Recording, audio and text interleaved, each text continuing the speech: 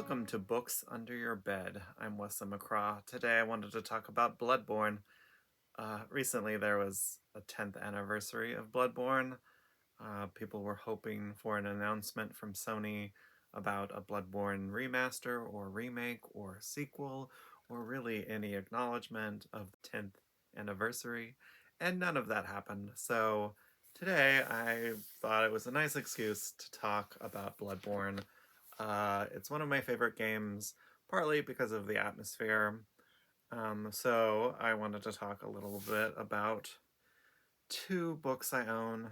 One of them is the Bloodborne art book, official artworks. The other, which I'll only touch on briefly, is the strategy guide, the 10th anniversary strategy guide, which includes the original game and the DLC in one book. It was recently released. If you don't know what Bloodborne is, it's an action role-playing game. Came out in 2015 for the PlayStation 4. It was directed by Hidetaka Miyazaki. He also directed Dark Souls, Demon Souls, Elden Ring. He's kind of considered an auteur video game director. His games are defined by their difficulty and challenge, and their mysterious, opaque, often storytelling techniques where you sort of have to piece together what is going on by item descriptions and environmental storytelling. I think personally that his masterpiece is Bloodborne.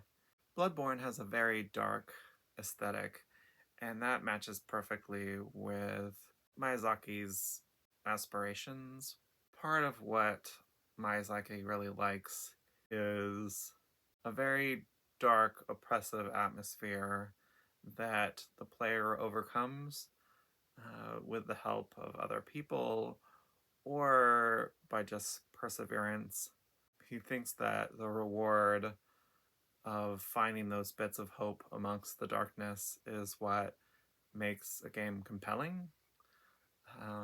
And so the darker things can be, the more reward the players feel when surmounting those odds. I think that what makes Bloodborne's art so amazing is that it captures a feeling that is incredibly difficult to capture. I don't think anything feels or looks quite like Bloodborne. Bloodborne has lots of inspirations from Gothic architecture and many sources, but they all sort of accumulate into something that is unique and feels like it existed before the game. I feel if there was ever a remake, that all they would have to do is try to get the game to look even more like the concept art. The concept art is breathtaking, incredibly moody, intensely atmospheric, to the point where I don't think that there's ever been concept art that is quite as evocative as Bloodborne's. I don't think that any other of FromSoftware's works has really even come close. Dark Souls 3 kind of mimics the style of Bloodborne and tries to meld it with the dark fantasy of the other Dark Souls games. But I don't think that it has sort of the same elemental power that Bloodborne's artwork has. Hopefully some of these images explains kind of what I'm trying to get across. Now I wanted to talk a little bit about the strategy guide made by Future Press and give you some advice for playing Bloodborne. Future Press has released lots of different strategy guides for the various FromSoftware games. Generally speaking, they're all great. The Bloodborne strategy guide is no exception. It's very thorough. One of the things that I didn't quite understand about Bloodborne was how the Chalice dungeons work and what function they play in the game.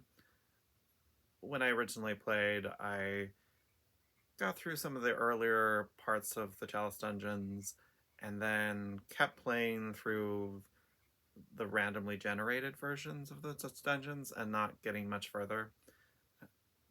What I've now realized is that the preset dungeons give you everything you need to progress through the Chalice dungeons, and you don't need to engage with the randomly generated versions of those dungeons.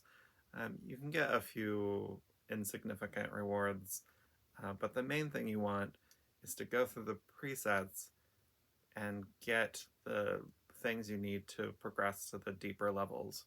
Another thing that's important to know about the Chalice dungeons is part of how they're designed is so that you can continue to get deeper in them as you go through New Game Plus.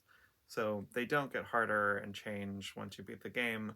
They are still the same, and you can use as you get more and more powerful, going through the game over and over again in New Game Plus and New Game Plus Plus or whatever. You can go further, deeper into the dungeons and beat the harder parts of it. So it's part of the Chalice dungeons is functions as something to accomplish after you've beat the main game. So I hope that clarifies a little bit how the Chalice dungeons work. I think that if they ever made a sequel, they could expand and make those even better. But they do work once you've figured out sort of how to go about completing them. Yeah, that's pretty much all I wanted to say about Bloodborne today. Maybe one day there'll be a remake, or at least a 60 frames per second patch to the original. I don't know why they haven't done it.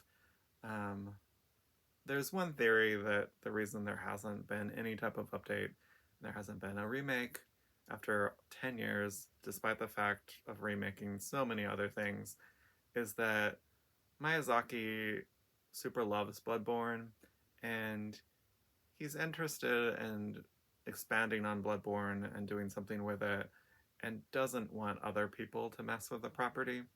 But he's been busy doing other projects like Elden Ring, and so he's never circled back to doing Bloodborne content, partly because it's owned by Sony and not owned by FromSoftware. Those are just speculations and theories and explanations from other people, but that's what I've heard. I'll talk to you later about other things, but thanks for listening to me about Bloodborne.